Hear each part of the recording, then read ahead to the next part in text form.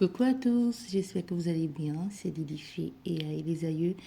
Aujourd'hui, cette vidéo va être différente des autres. On va pas faire une guidance de cartes comme d'habitude, mais je vais répondre à une question, à la question d'une consultante très intéressante. La question posée est sur l'une des guidances faites récemment. Elle demandait qu'est-ce que moi, personnellement, et les esprits qui m'accompagnent pensaient du sacrifice d'animaux lors des rituels. Euh, Déjà, je ne sais pas si la question posée, ça te concerne toi ou tu parles de la généralité, mais les rituels en soi, ce n'est pas mauvais, mais encore faut-il savoir pourquoi vous le faites, et surtout quand il s'agit de sang, que ce soit peu importe que ce soit le sang d'une grosse bête ou d'une petite bête, ou même que ce soit le sang de l'humain aussi. Il faut savoir qu'il y en a qui le font. Il faut savoir pourquoi on le fait. Les sacrifices généralement d'animaux, quand vous le faites, on vous le préconise, c'est généralement pour quelque chose de très lourd et de très conséquent, même de très conséquent. Et il faut savoir pourquoi et comment cela est exécuté. Est-ce que vous êtes présent lors de ces rituels? Est-ce que vous le faites via l'intermédiaire de quelqu'un? Est-ce que l'intention émise lors de ce rituel et de ce sacrifice est celui que vous avez demandé? Est-ce que ce n'est pas plutôt l'emprisonnement de votre être tout entier ou de quelqu'un d'autre? C'est mauvais, surtout c'est mauvais quand vous ne savez pas ce que vous faites et quand vous ne savez pas à qui le fait pour vous. Si ça fait partie de vos mœurs, ben, il y en a que ça fait partie de leur tradition, de leur culture. C'est bien pour eux. On ne va pas contredire les cultures ou les mœurs de qui que ce soit ici.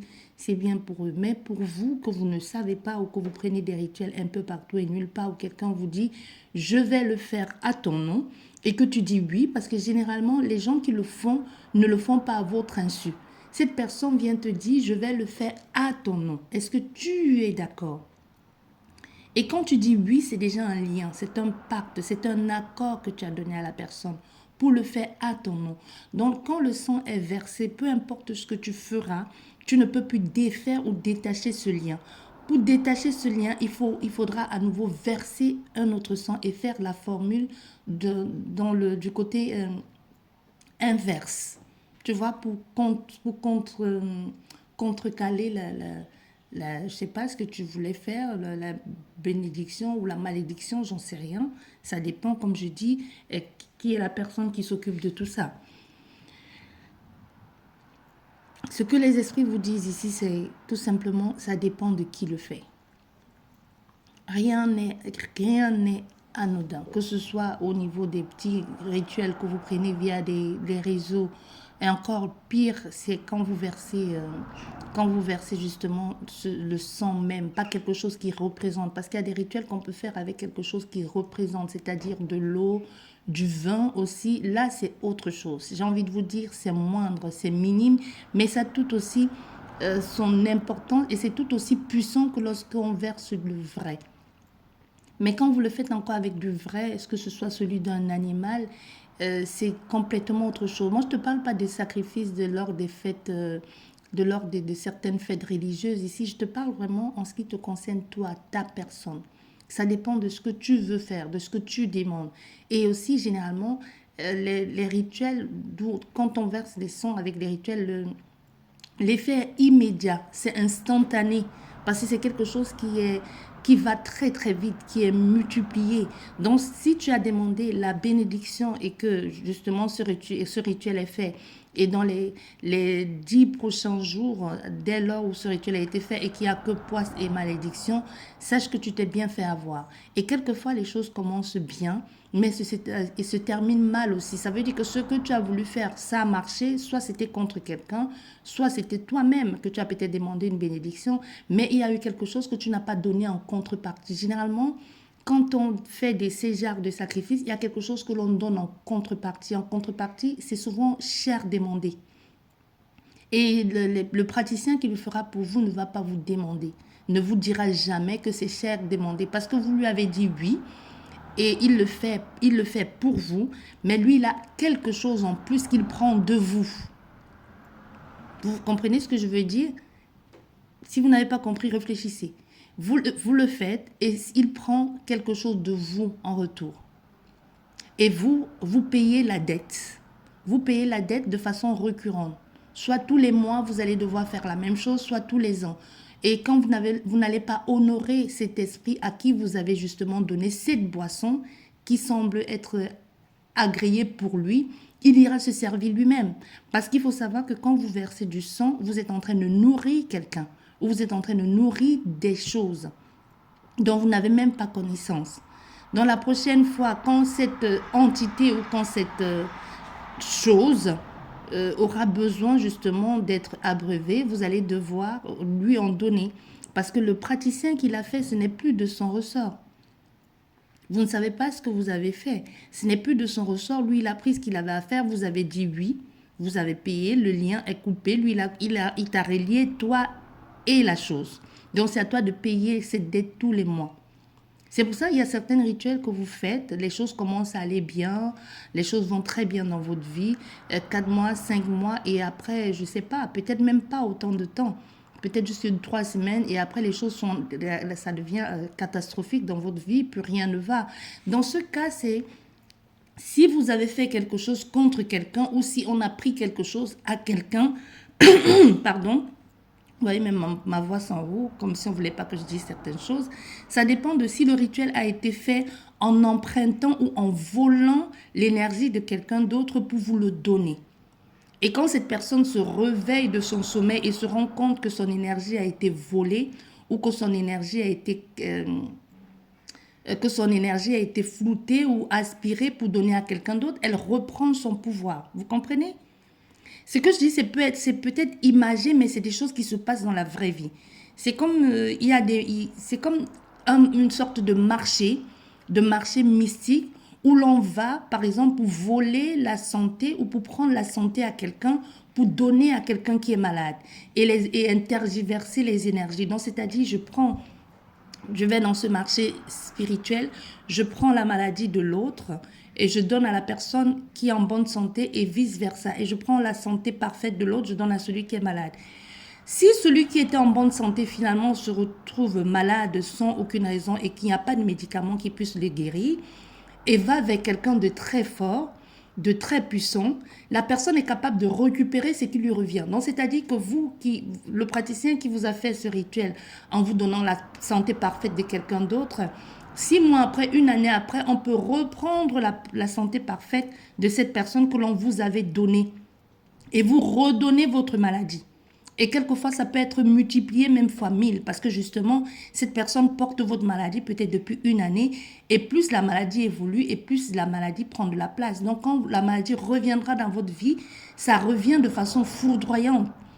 C'est comme...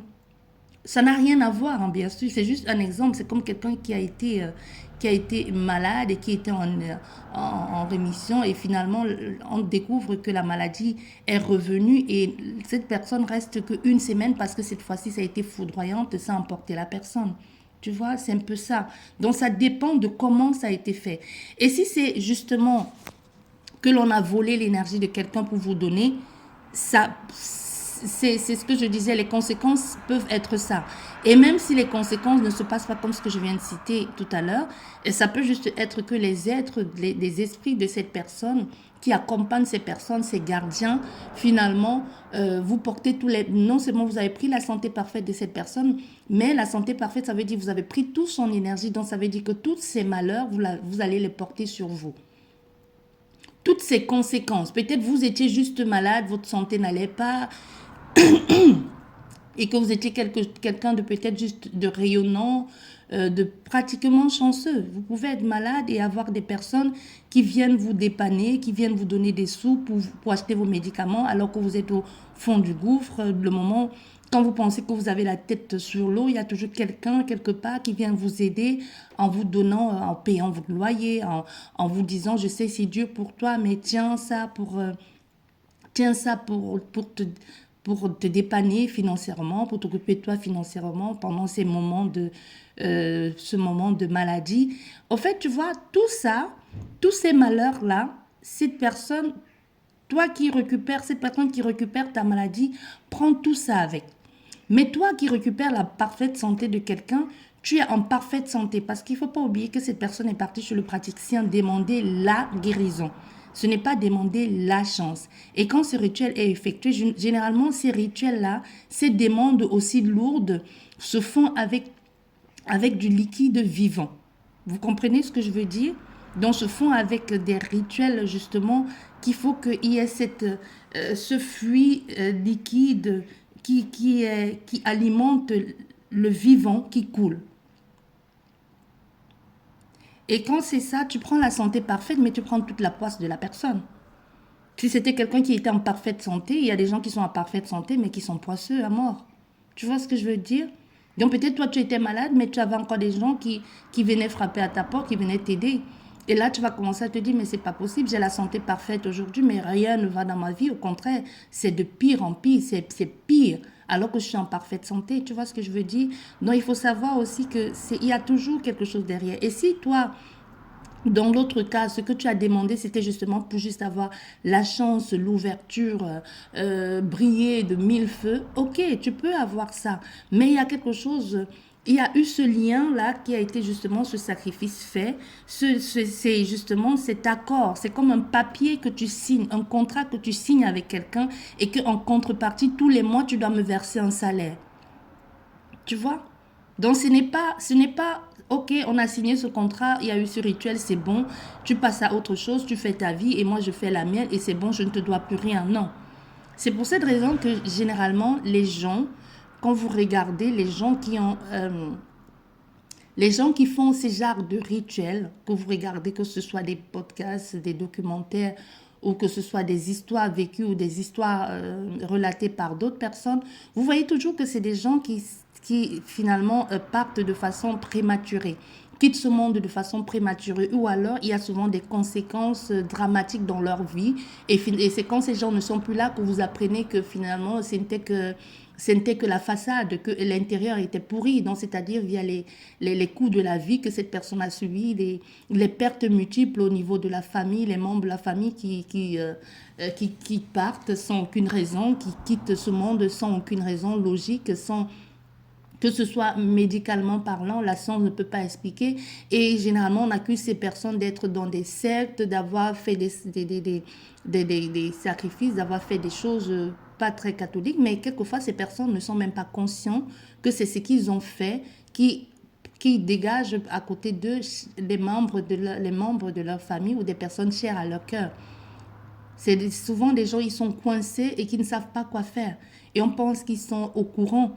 Ils peuvent être au courant comme ils peuvent ne pas l'être. Ils peuvent avoir un moment de lucidité en disant c'est peut-être ce que j'ai fait qui fait ça, qui fait que des personnes de ma famille disparaissent peu à peu. Ou alors c'est quelqu'un qui va se dire je ne sais pas ou qui va vouloir jouer à la politique de l'autruche. Je ne vois rien, je n'entends rien et je ne dis rien. Tu vois? Et pour certaines personnes, tu te retrouves justement coincé et qu'il faut payer en contrepartie. Il faut payer tous les mois ou tous les ans.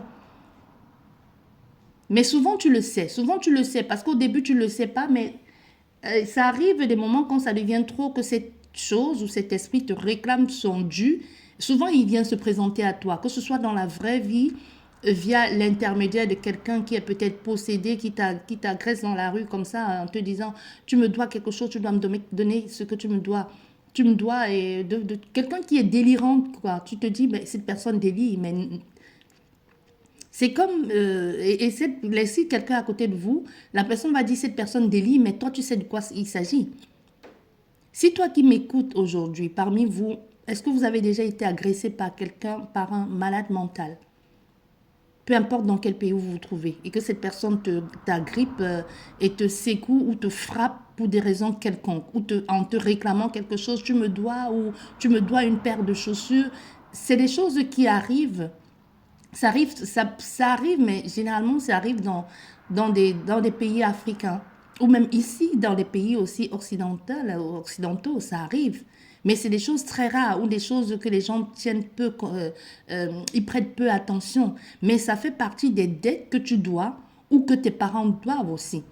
Parce que le pire dans ces rituels, c'est que tu peux te retrouver en train de payer une dette de tes parents. C'est pour ça qu'il y a souvent on vous parle souvent des liens familiaux. On vous parle des dettes ancestrales ou des dettes parentales. Vous voyez, ça fait aussi partie, c'est tout, si je devais te parler de ça ou parler de ça, il y a tellement de choses à prendre en compte.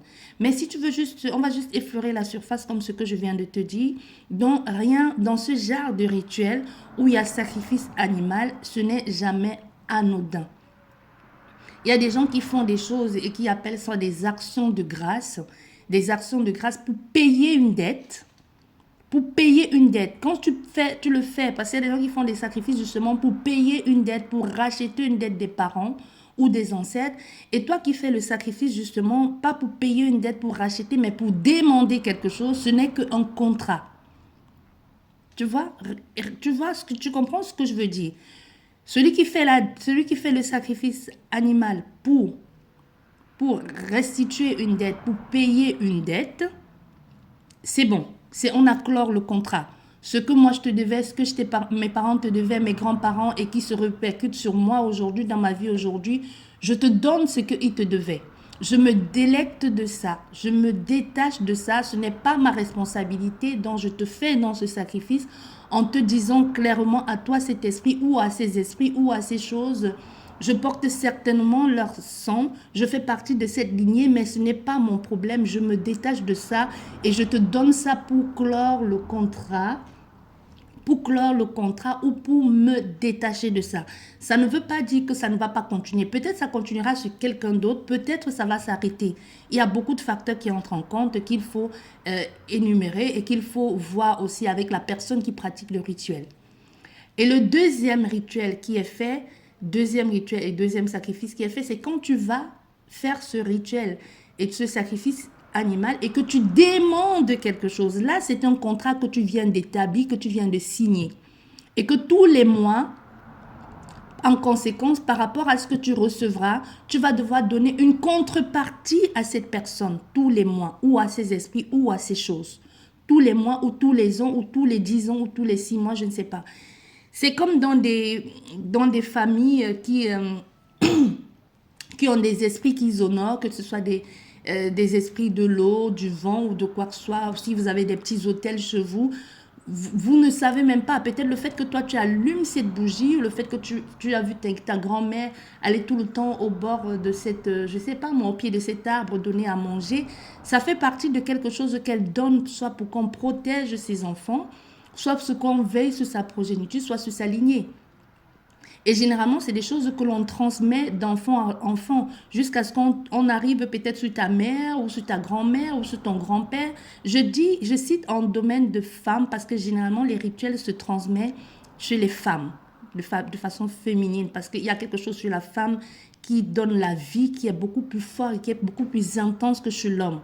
Ça ne veut pas dire que l'homme n'est pas initié. Les hommes sont très initiés, ils sont maîtres dans l'art, mais généralement, c'est la femme qui porte tout ça en elle. Tu peux voir une femme debout, mais qu'en elle se trouve 10 totems, voire 20. Et peut-être elle le sait, peut-être elle ne le sait même pas. Donc elle est juste la gardienne et elle est le portail via lequel il faut passer pour pouvoir avoir accès à ce rituel, à ce sacrifice, où il faut automatiquement sa présence pour qu'un rituel puisse être fait. Souvent, ces gens le savent. Pour souvent, ils ne le savent pas. Tu vois? Là, je suis en train d'aller très très loin pour toi qui écoutes la guidance et que tu es déjà passé par là et que tu te posais la question de savoir pourquoi est-ce que dans chaque cérémonie religieuse ou ce que tu appelles culturel chez toi, il fallait toujours ta présence alors que tu pensais que ta présence était indispensable. C'est parce que tu es un portail. You know?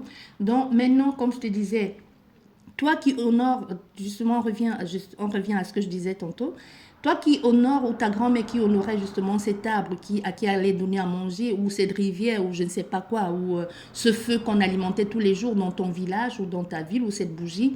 Et ça arrive maintenant autour de ta mère, ou de ton père, ou à ton tour à toi. Et là, tu te dis, non, mais moi j'ai donné ma vie à un créateur, j'ai donné ma vie à Mohamed, j'ai donné ma vie à Jésus, j'ai donné ma vie à Bouddha, j'en sais rien. Tu te dis, bon, maintenant je me suis consacrée à une entité religieuse qui est beaucoup plus puissante, qui est beaucoup plus forte que tout ça. Donc moi, j'ai choisi d'arrêter, de ne plus faire ce rituel et de ne plus le transmettre parce que pour moi, c'est des foutaises, tu vois. Et la personne arrête, net. Je ne fais plus, je vais plus donner à manger à cette table, je ne donne plus à manger à cette rivière. Et votre parent ne vous transmet pas ce qui avait été dit. Ok. Là, les choses vont bien. Peut-être pour ta mère, ça se passe bien, ou pour ton père. Pour toi aussi, ça se passe bien. Mais pour tes petits-enfants, toi, tu sais que toi, tu l'as vu. Toi, tu as vu faire que ça se faisait il y a 20 ans, il y a 50 ans. Tu as vu que ça se faisait quand tu étais jeune. Tu as vu ta grand-mère faire. Tu as vu ton arrière-grand-mère le faire, si tu l'as connue. Quand c'est arrivé autour de ta maman, tu sais que ta maman, elle le faisait du temps de ta grand-mère. Et quand ta grand-mère est décédée, ta maman t'a fait entrer dans les églises. Et vous avez décidé de ne plus le faire.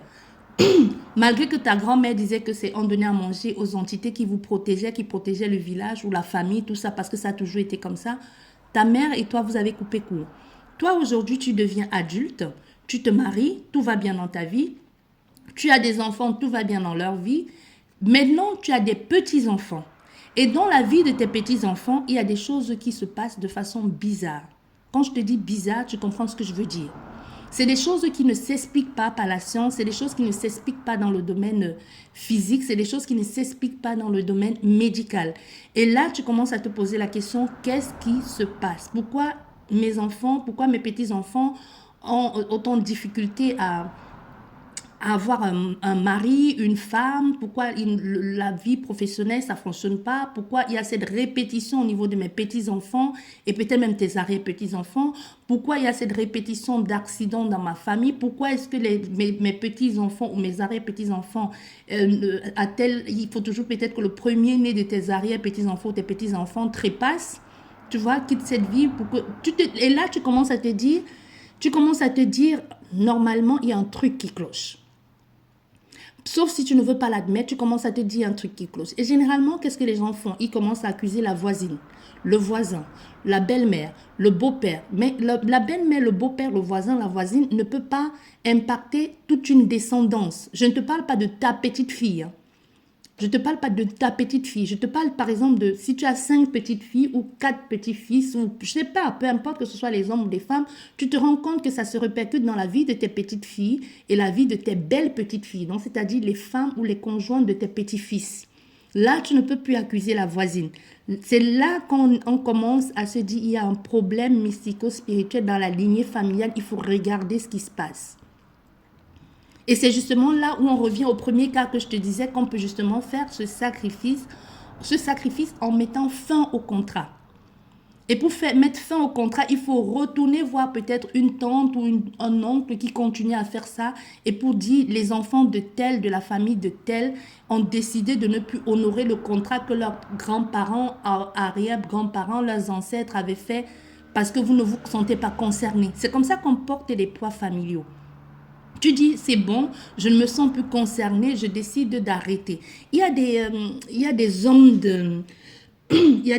d'église, des hommes de Dieu, peu importe de quelle religion vous êtes, qui ont compris ce côté mystico-spirituel, qui ont compris que certes, il y a un créateur là-haut, il y a un Dieu tout-puissant qui donne des solutions, qui donne la prière, mais qui donne aussi des solutions. De plus en plus d'hommes de Dieu, les bons, les prophètes aussi, vont peut-être vous dire de prier, mais au nom de tel. De couper certaines... Tous ne le font pas. D'autres trouvent que c'est peut-être que c'est maléfique, que c'est justement l'adoration malsaine. Non, moi je ne te parle pas d'adorer. Je te parle de cet homme de Dieu qui va se rendre compte lors de sa prière et qui va avoir cette vision qui va être amenée par son ange, par le gardien ou par l'esprit de Dieu qui le supervise en lui disant, au fait, le problème vient de la famille de cette personne, de ses ancêtres qui avaient honoré quelque chose ou qui avaient honoré cet esprit et qui réclament son dû. Et puisque son dû ne lui est pas apporté, il va se servir lui-même. C'est la même chose quand Rien n'a été réinventé, hein, que ce soit au niveau des mauvais ou du niveau des bons, rien n'a été inventé. Les choses se passent de la même façon. C'est de la même façon que quand tu dis mon Dieu m'éprouve. Ton Dieu t'éprouve pourquoi? Parce qu'il t'a montré ce qu'il fallait faire, tu n'as pas voulu le faire, lui il le fait à ta place. C'est souvent ça qu'on dit, je passe par la nuit noire de l'âme. Et c'est la même chose du côté obscur. Le côté obscur, tu demandes quelque chose et quand tu n'honores plus ta part du marché, ils vont se servir. Tu vois, c'est la même chose.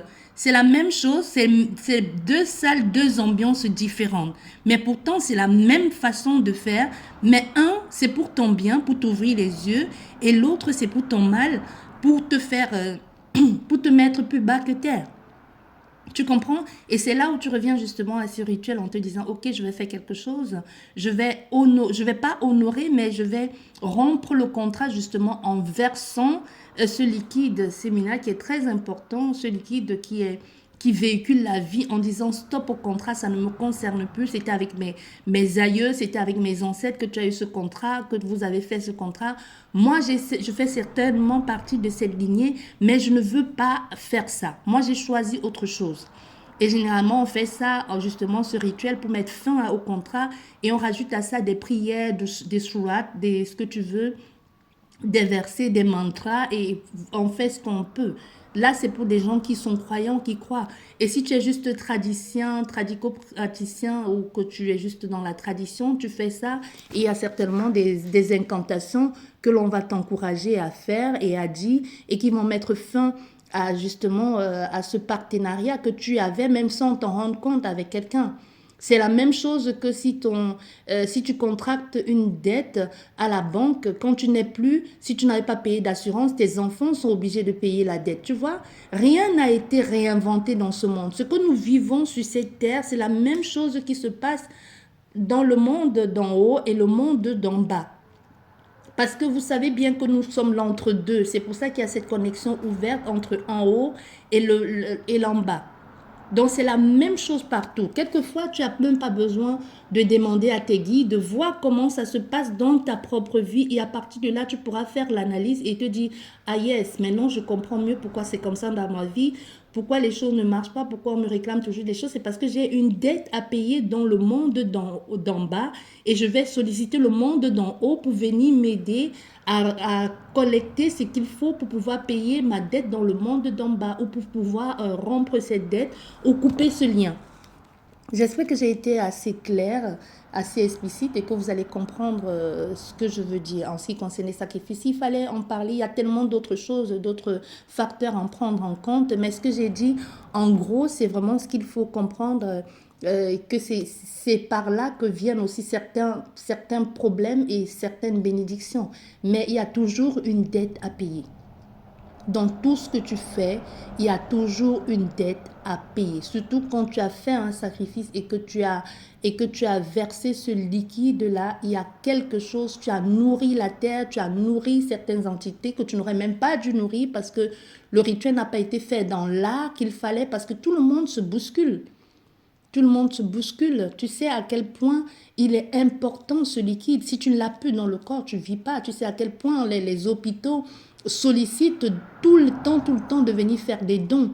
Parce que c'est très important. C'est de la même façon que c'est important pour ton corps, pour ta circulation, c'est l'énergie vitale. Et tous aussi, ils le veulent. Que ce soit le monde d'en haut ou le monde d'en bas. Surtout le monde d'en bas. Tu vois, ils ont tous besoin de ça parce que c'est ça qui nourrit, c'est ça qui donne la force, c'est ça qui donne la vigueur, c'est ça qui donne la vitalité. Voilà, j'espère que j'ai été assez claire et je vous dis merci beaucoup.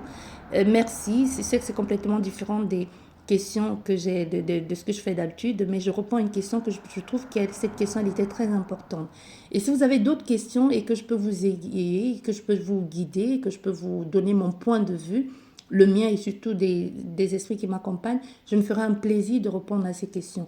La prochaine fois, on va peut-être justement parler des bains de purification qui sont donnés comme ça et aussi des rituels de retour affectif Et les risques aussi en ce qui concerne les tarots, les guidances et tout ça, parce que chaque chose, comme je te dis, il y a une contrepartie derrière. Il y a toujours quelque chose derrière qu'il faut tenir compte pour ne pas se faire manger par la chose. Il faut être en équation, il faut être binôme de la chose ou de l'esprit qui t'accompagne, parce que sinon tu te fais guider, tu te fais manipuler par elle.